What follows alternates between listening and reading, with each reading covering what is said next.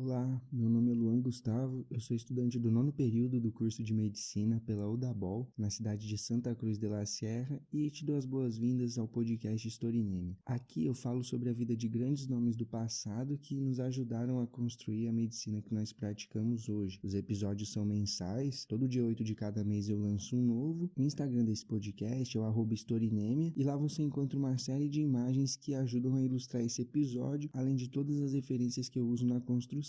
Hoje nós vamos viajar para a Pérsia. Eu vou falar sobre um médico islâmico que viveu há uns 1000 anos atrás, Al-Razi. Ele também é conhecido como Razes, então nesse episódio, ora eu vou chamar por um nome, pode ser que eu chame pelo outro, mas se trata da mesma pessoa. Ele viveu durante a chamada Era de Ouro da civilização islâmica e nos deixou várias contribuições que serão discutidas agora. Eu espero que você goste. Mais uma vez, seja muito bem-vindo ao podcast Storiname. O Razes foi um cara que escreveu vários livros sobre diversos temas. Na medicina, seu principal trabalho consta de um tratado com mais de 900 casos clínicos. Na verdade, não são casos clínicos ou histórias clínicas como nós conhecemos hoje. Atualmente, uma história clínica é um documento legal usado pela equipe médica como se fosse um diário. Se o paciente estiver internado, por exemplo, a gente vai anotando ali tudo o que acontece, se foi dado algum remédio, qual dose, se o paciente começou a sentir uma nova dor, ou se uma dor que ele sentia antes ele já não sente mais. Isso também facilita o momento da troca de plantões. Então, o médico que chega para trabalhar, lê esse diário, sabe exatamente o que está acontecendo com o paciente em questão. Antecedentes familiares também devem ser mencionados, o antecedente do próprio paciente, enfim. Os relatos do Al-Razi são pequenas descrições, não são tão ricos em detalhes como os históricos atuais. Aqui nós estamos falando de um médico persa que viveu uns 1000 anos atrás, e muitos dos protocolos que existem atualmente ainda não haviam sido criados até então, mas independente disso, ele nos oferece uma fonte valiosíssima quando se tem a intenção de entender melhor como funciona o saber médico islâmico nesses tempos, quais doenças eram mais comuns desde um ponto de vista epidemiológico, por exemplo, e por aí vai.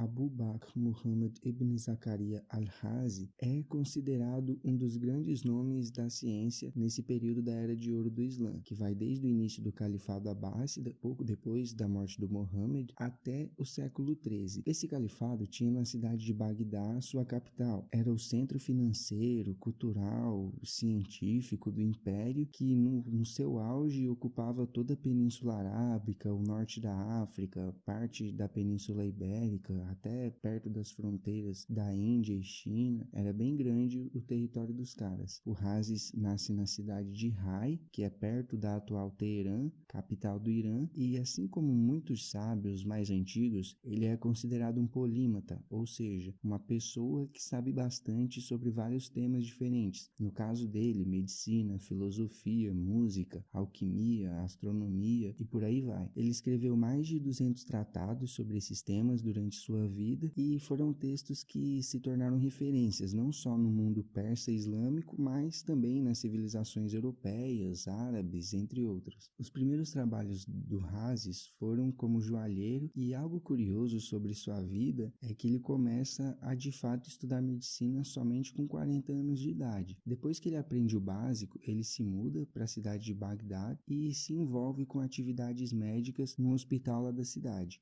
O Al-Razi era um cara influente ali entre os califas e tal, e teve uma vez que o califa Al-Muqtafi pediu para ele decidir o lugar ideal na cidade para a construção de um novo hospital. Só que assim, não dá para sair construindo um hospital em qualquer lugar, né? A escolha do local, o terreno deve ser muito bem feita, muito cuidadosa. A origem mais comumente apontada para as doenças infecciosas eram os miasmas, que são fumaças, odores pantanosos, algum tipo de poluição do ar. Aliás, no nosso próximo episódio, que será lançado no dia 8 de outubro, eu vou trazer aqui um convidado muito especial, que foi meu professor em 2 cursos sobre histórias da medicina, da saúde como um todo. Esses cursos são vinculados à Academia Médica e foram ministrados pelo professor Áureo Lustosa Guérios, um cara cara absolutamente sensacional. Ele é doutorando em Humanidades Médicas pela histórica Universidade de Pádua, na Itália. Essa universidade vira e mexe aparece aqui no podcast. Vários caras importantes estudaram lá. E ele tem um conhecimento absurdo sobre história da medicina, história da arte, história de um monte de coisa. Foi um cara que abriu demais a minha mente sobre esses assuntos e as aulas dele me ajudaram demais a estruturar esse podcast. E ele vai falar pra gente sobre dois caras que estão fortemente atrelados ao momento da história da saúde em que os miasmas deixam de ser a causa de tudo quanto é doença e os germes assumem esse papel. Esses caras são Robert Koch e Louis Pasteur, um alemão e um francês que deixaram contribuições que mudaram para sempre os rumos da medicina praticada. Mas isso eu vou deixar para o Áureo nos explicar, e para que você já possa conhecer o trabalho dele, eu te convido para conhecer o podcast que ele apresenta, que é o Literatura Viral. Eu vou deixar o link na descrição desse episódio. O Instagram dele é o Literatura Viral e lá ele trata de uma forma muito bem humorada, leve, extremamente divertida, de temas relacionados a epidemias e literatura. Eu já ouvi todos os 28 episódios que tem lá, alguns mais de uma vez inclusive, e eu tô só esperando ele lançar a segunda temporada, que será em breve. Não deixe de ouvir o nosso próximo episódio, que vai estar muito legal. Mas voltando aqui ao assunto, para tomar a decisão lá de onde construir o hospital comissionado pelo califa, o que o Razes faz é genial. Ele pendura pela cidade peças de carne. Desse modo, ele entendeu que o local em que a carne demorasse mais para apodrecer seria o de menor incidência de miasmas, logo com o ar mais limpo. E esse então seria o lugar ideal para a construção do hospital, ou do Bimaristan, como eles chamavam, que em persa significa algo como casa do doente. E era assim que eles chamavam antes.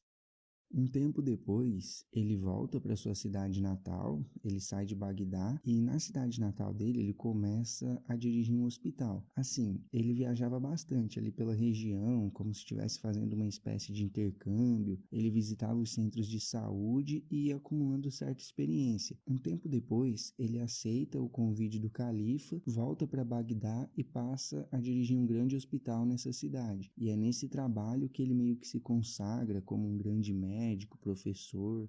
Nesse hospital, ele estabelece uma ala destinada ao tratamento de pacientes com problemas neurológicos. Ele também valoriza e aplica muito o método de ensino à beira do leito, junto aos seus estudantes, com pacientes de verdade. Essa que, na verdade, é uma forte característica islâmica. Enquanto na Europa a formação se baseava mais em aspectos teóricos, livros, etc., ele gostava de ensinar mais ou menos assim.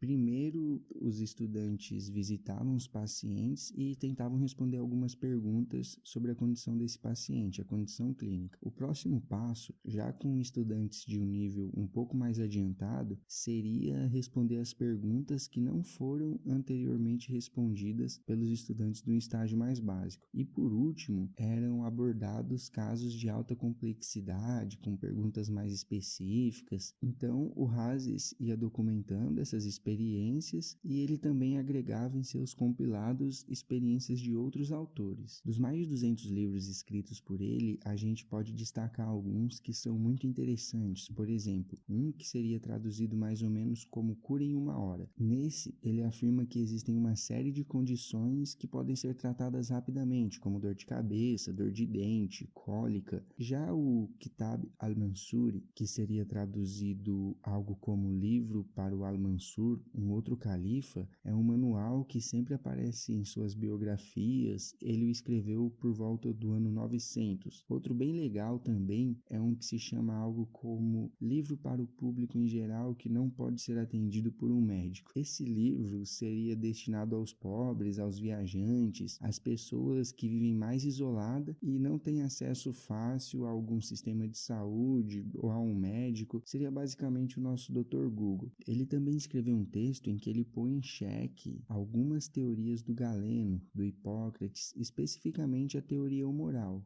Essa teoria existe de formas parecidas em diversas culturas, na verdade, mas nesse caso ele dialoga com essa que vem desde a Grécia Antiga, uma teoria também conhecida como os quatro humores hipocráticos, muito interessante. Nessa teoria, eles propõem que o corpo é feito basicamente de quatro substâncias, ou quatro humores. São substâncias líquidas como sangue, fleuma, bile negra e bile amarela. É algo que, de certa forma, também dialoga com a teoria dos quatro elementos do Empédocles, em que ele diz que todas as coisas são feitas de água, fogo, terra e ar. Essa teoria hipocrática, galênica, que o Hazes rebate, prega que a saúde de uma pessoa ocorre quando há o equilíbrio entre essas matérias. Se algo aparece em excesso ou em menor quantidade, o desequilíbrio, que nesse caso são sinônimos de dor e doença, acaba aparecendo.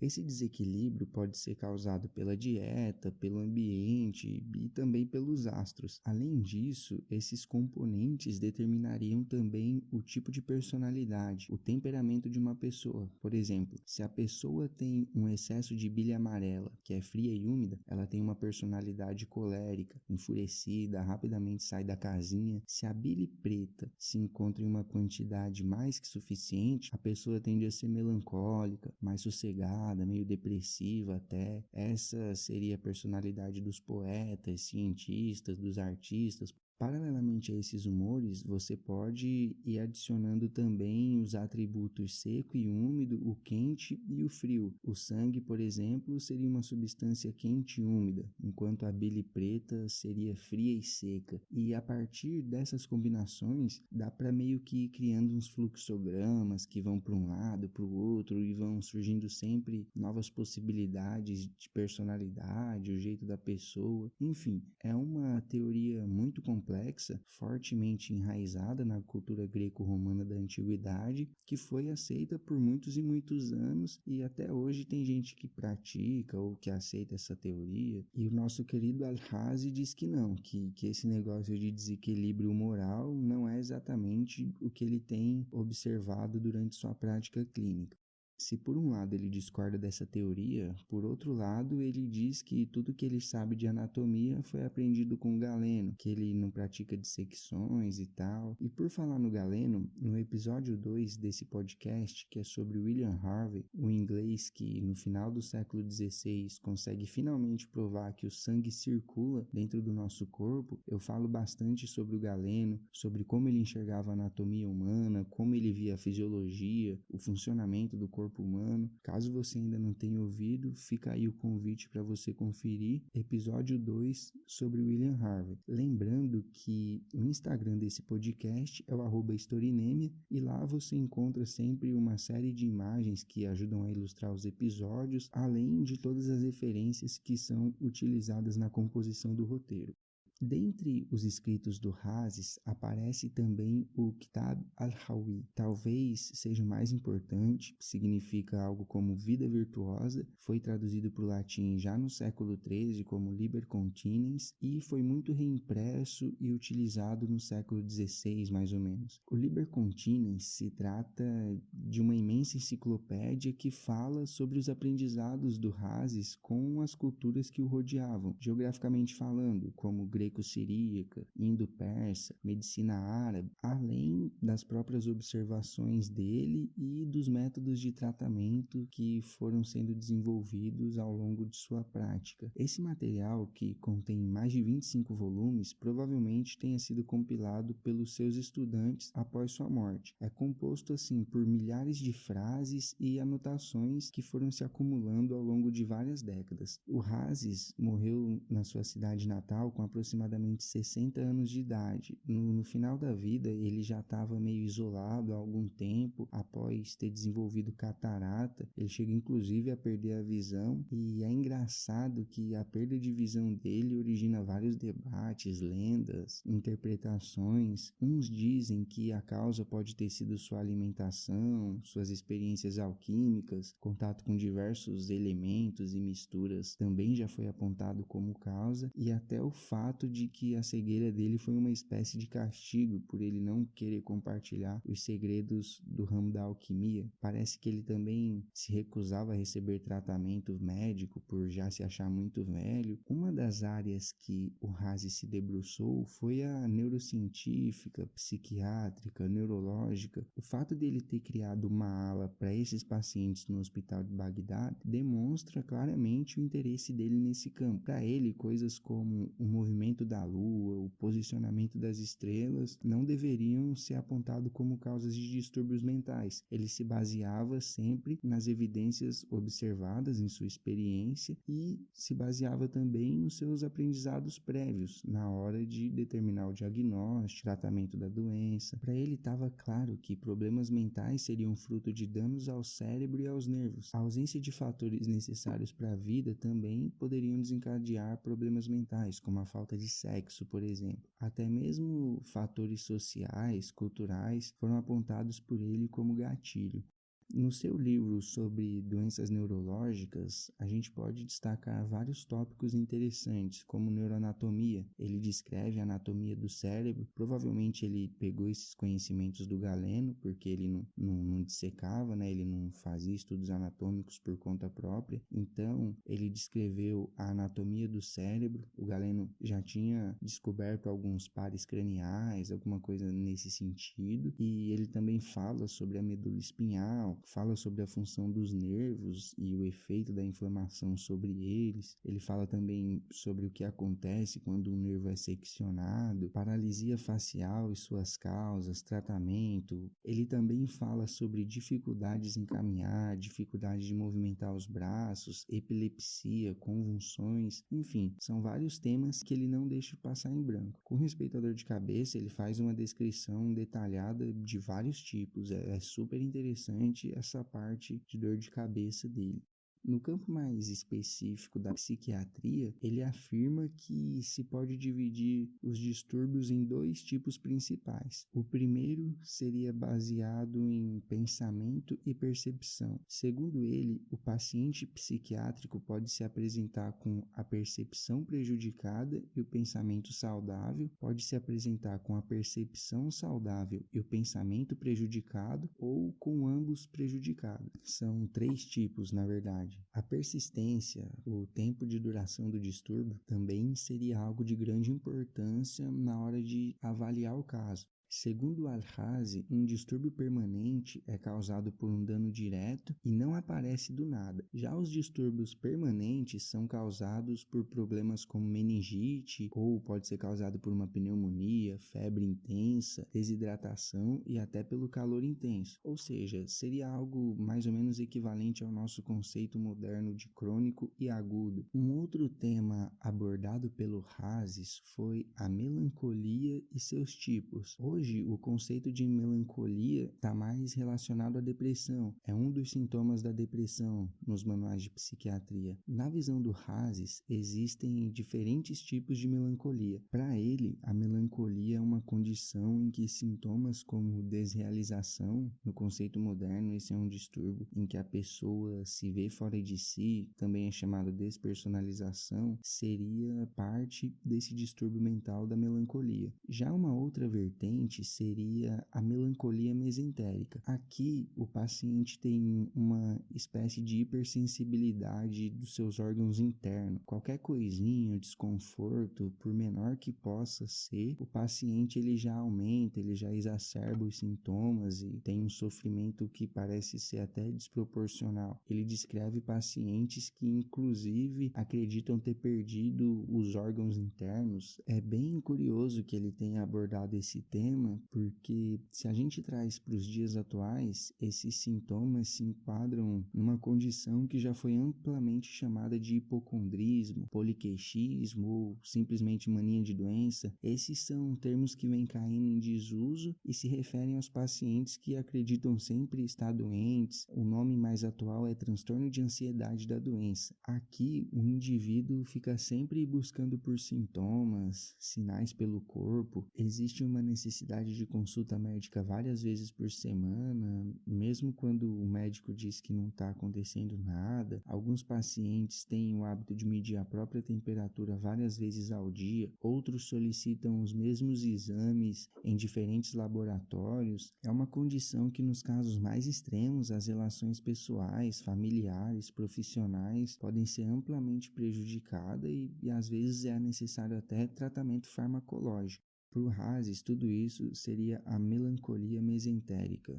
Ele também define como um tipo de melancolia o paciente que tem uma mente muito ativa, com pensamentos e imaginações permanentes que são difíceis de se livrar e pode até levar o paciente a uma dor constante e estresse. Ele diz que, nesse caso, o tratamento farmacológico não é necessário e que uma boa conversa já seria o suficiente para aliviar os pensamentos errados. É muito interessante ver como esses conceitos de melancolia vão mudando ao longo dos séculos. Em um dos 25 volumes desse Kitab al-Hawi, que foi escrito pelo Hasis, trata de farmacologia, medicamentos, uso de substâncias, e eu vou discutir agora trechos desse trabalho.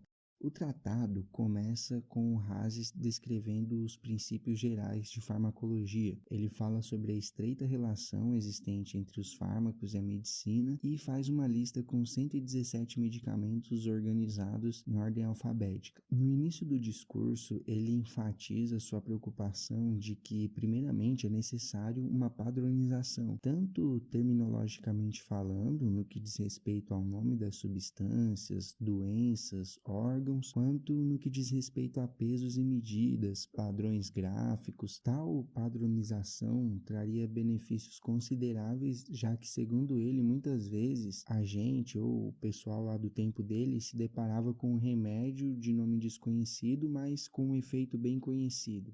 Então ele tenta aliar essas duas informações para ir facilitando a disseminação do uso de uma determinada planta, algo assim.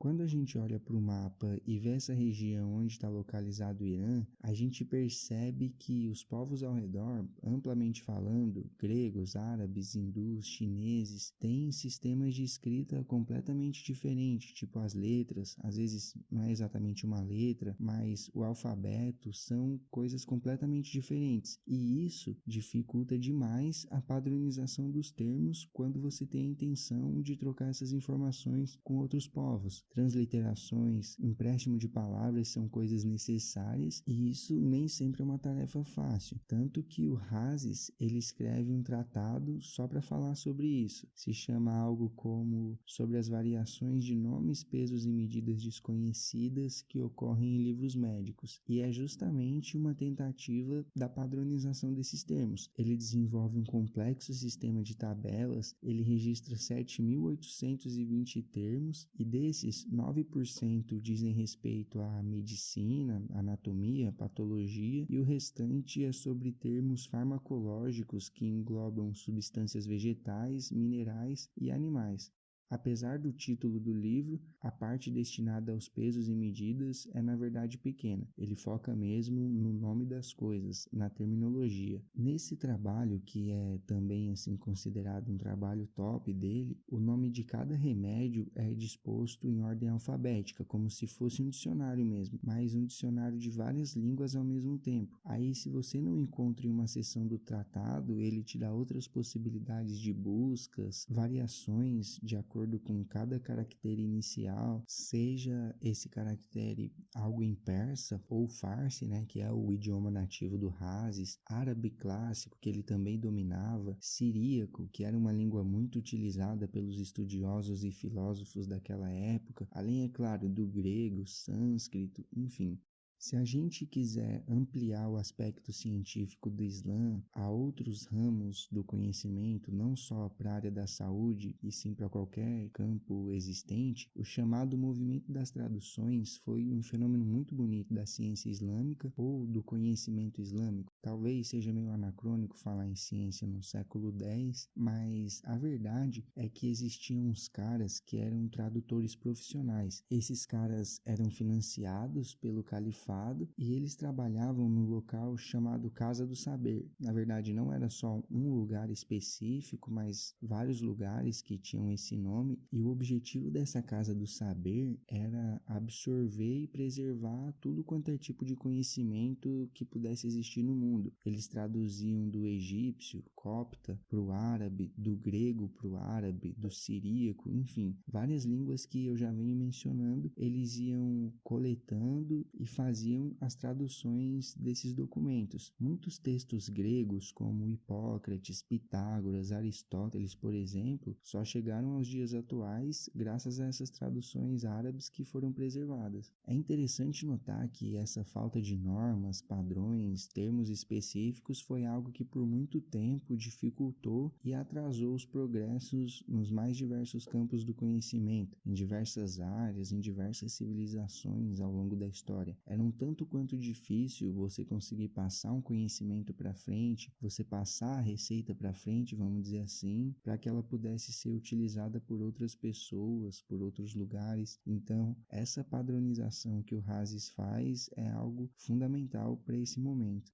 Outro trabalho importantíssimo do Hasis, que não pode ficar de fora de um podcast sobre a sua história, foi o livro sobre a varíola e sarampo. O manuscrito desse trabalho está hoje na Holanda e, por conta desse livro, o Hasis é considerado o primeiro médico na história a diferenciar a varíola do sarampo somente através do panorama clínico. Isso que ele fez foi definir o que hoje se aplica como o conceito de diagnóstico diferencial. Esse livro foi publicado, em algum momento ali entre o século IX e o século X. É muito difícil você especificar datas assim quando uma coisa aconteceu muito lá atrás, você saber o dia certo, o mês e tal, mas as primeiras traduções para o latim e outras línguas europeias começaram a aparecer na Europa pelo final do século XV, mais ou menos. Até o século XVIII, esse livro ainda gerava grande interesse pelo seu conteúdo enquanto informação médica, pelo conteúdo histórico e cultural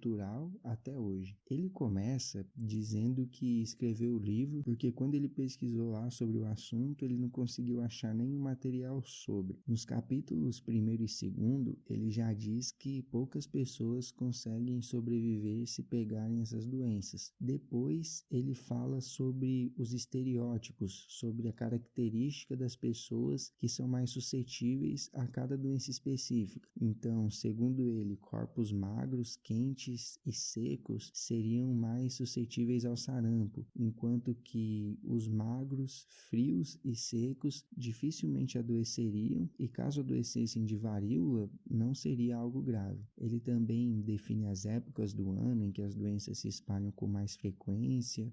O terceiro capítulo é considerado mais importante. Pelo que ele descreveu, acredita-se que ele esteja falando sobre as complicações dessas enfermidades. Ele diz que antes que apareçam as feridas da varíola, o paciente vai se queixar de dor nas costas, febre, coceira no nariz e dificuldades para dormir. Aí depois ele menciona vários outros sintomas gerais, como dor generalizada, dificuldade em respirar, tosse, bochechas e olhos avermelhados e às vezes até pequenos desmaios. Ele diz que esses sintomas não necessariamente vão ocorrer ao mesmo tempo e no que diz respeito às especificidades de cada um deles, a dor nas costas vai ser mais severa na varíola, enquanto a angústia, síncope, que são esses pequenos desmaios, e ansiedade vão ser mais característicos do sarampo. Através da leitura desses manuscritos do Hasis, os historiadores conseguem ver claramente que ele estava ligado que esses seriam sintomas de duas enfermidades diferentes. E é aqui que entra a genialidade do Hasis, vamos dizer assim, já que antes dele, por terem uma evolução muito parecida em muitos aspectos, a varíola e o sarampo, historicamente, sempre foram vistas como uma coisa só. Quando ele descreve sintomas exclusivos que supostamente só ocorrem em uma ou em outra, ele ajuda os médicos a diferenciar cada enfermidade e assim o tratamento, os cuidados podem ser direcionados com uma maior precisão. Dos capítulos 4 ao 7, ele fala sobre o manejo da doença daí. Ele sugere tratamentos, ele também fala sobre formas de prevenir ou evitar o agravamento da doença depois que os primeiros sintomas aparecem. Ele fala que a venossecção é uma boa boa alternativa para os pacientes que têm mais de 14 anos, enquanto ventosas seriam um bom tratamento para os mais jovens. Esse procedimento, a venossecção, foi usado muitas vezes ao longo da história como tratamento para tudo quanto é doença. Consistia em fazer um corte na pessoa, geralmente no braço, e o sangue ficava ali jorrando um tempão. Muito sangue, 50, 60 ou até 70% dos 5, 6 litros que um adulto tem. E muitas vezes isso resultava em choque hipovolêmico e o paciente acabava até morrendo. Hoje, esse tipo de tratamento ainda existe. Algumas pessoas nascem com uma condição hereditária chamada hemocromatose. O ferro é algo que normalmente se absorve em pouquíssimas quantidades pelo organismo, mas nessas pessoas, muito ferro é absorvido da dieta, o que pode ser prejudicial. Então, o melhor jeito para eliminar esse excesso de ferro é tirando o sangue da pessoa semanalmente, né? O ferro que está associado à molécula de hemoglobina, que está dentro da hemácia e que ajuda a levar o oxigênio aí para as partes do corpo. Claro, algo muito mais controlado, em quantidades que não vão fazer falta para o paciente e sem aquele espetáculo de ver o sangue jorrando que existia antigamente. Depois de falar sobre como prevenir ou ir tratando conforme a evolução, ele fala sobre as coisas que aceleram o aparecimento de ambas as doenças. E entre essas coisas estão massagem e água gelada, principalmente se a febre for forte. Ele também menciona ervas que podem ser usadas no tratamento, segue falando sobre os cuidados com os olhos, gargantas, mãos, pés. O tratado consta de 14 capítulos no total e ele segue até o fim nessa linha, focando no manejo das feridas. A varíola é uma enfermidade humana considerada extinta. Foi a primeira e única vez que a humanidade conseguiu isso, na verdade. Uma história incrível. Foram necessárias várias décadas de trabalho. Muita gente trabalhou nisso, não só profissionais da saúde, mas também líderes comunitários. Um trabalho logístico incrível foi necessário para que as doses pudessem chegar a cada canto do mundo, treinamento de pessoas que pudessem aplicar a vacina mesmo sem experiência médica, deu muito certo. E isso foi fundamental porque a varíola é uma enfermidade vírica, né, causada por um vírus e sempre foi carregada de muitos estigmas ao longo da história. Preconceito, segregação dos acometidos, altíssima mortalidade, 30% no caso da varíola major, e quando o paciente sobrevivia, muitas vezes esse indivíduo carregava consigo as cicatrizes pelo resto da vida. E essas cicatrizes são bastante agressivas, que de fato deformavam a pessoa. Imagine uma catapora, só que 1000 vezes pior. As feridinhas são nesse estilo, aquelas bolinhas avermelhadas e tal, só que numa densidade muito maior, afeta bastante o rosto. Era algo assim extremamente grave. E aí o Hases vai falando que se elas são secas, você deve usar um tipo de planta, se são úmidas, você deve usar outra. Ele também fala sobre o prognóstico, né, que é uma tentativa de tentar prever a evolução da doença. Segundo ele, o paciente que apresenta dor severa, febre contínua ou insônia, entre outras coisas, tem um prognóstico pior. Alguns historiadores também consideram o Al-Razi o primeiro médico a considerar a pediatria como uma disciplina à parte, como se fosse uma especialidade. Ele escreveu um tratado só sobre esse tema, numa época em que pediatria e ginecologia andavam juntas. Esse livro, infelizmente, se perdeu ao longo do tempo, apesar de no século XII ele já estar traduzido para o latim. Ele falou sobre várias enfermidades típicas da infância, como poliomielite, hidrocefalia, dor de ouvido, dor de dente. É um livro grande, são 24 capítulos. Essa era iluminada do Islã, a Golden Age, foi então aí entre os séculos 7 e 12, 7 e 13, mais ou menos. Nessa época, as sociedades islâmicas provavelmente eram as mais avançadas do mundo. Bagdad era vista por muitos como a cidade mais top do mundo. Foi uma cidade construída com planejamento desde o zero. já no século VIII, era o grande centro financeiro, artístico, cultural, científico do mundo. Quando vai começando ali o Renascimento italiano, os textos árabes, persas, no caso do Hazes, começam a perder espaço nas universidades europeias. Alguns acadêmicos passam a exigir a destruição dos textos islâmicos, passam a considerá-los como bárbaros, dizem que está tudo errado, que só os textos greco-romanos do Galeno e do Hipócrates é que estão certos. Em 1565, por exemplo, a Universidade de Alcalá Henares, na Espanha, para de usar os textos do Avicena, outro grande médico islâmico, talvez o mais famoso de todos. Um pouquinho antes disso, o London College of Physicians também já breca os textos de fora e focam só no Galeno mesmo. Existe toda uma ideologia por trás disso que no final dos anos 70, se eu não me engano, o Edward Said define como orientalismo, que seria uma tentativa do Ocidente de discriminar, demonizar, desmerecer o Oriente, tudo isso como uma forma de legitimar o eurocentrismo, que quer dizer basicamente que tudo que vem da Europa presta e o restante não vale nada. O mundo, nesse caso, quando se pratica o orientalismo, seria basicamente dividido em dois, Europa e Oriente. O Oriente, no caso, seria na verdade todo o resto, uma massa homogênea que se refere a chineses, árabes, hindus, povos americanos,